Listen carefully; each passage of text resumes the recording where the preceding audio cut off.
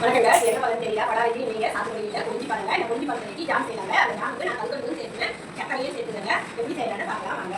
இந்த குறிஞ்சி பழ ஜாமை டெய்லியும் இந்த அளவுக்கு காலையில் எடுத்துகிட்டு வந்தால் போதுங்க. உடம்புக்கு அவ்வளோ நல்லதுங்க.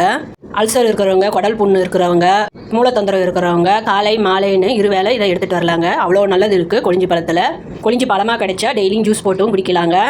லெமன் சாதம் மாதிரி தாளிச்சியும் சாப்பிட்லாங்க.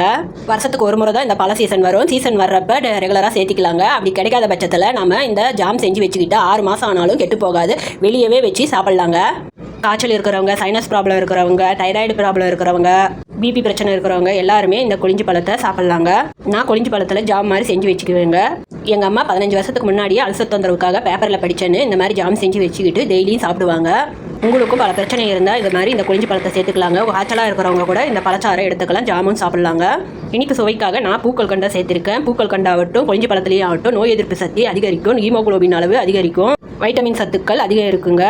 தலைமுடி அதிக உதிர்றவங்களும், முகப்பருவுக்கள் அதிகம் இருக்கிறவங்களும் இந்த பழத்தை சேர்த்திட்டு வரலாங்க.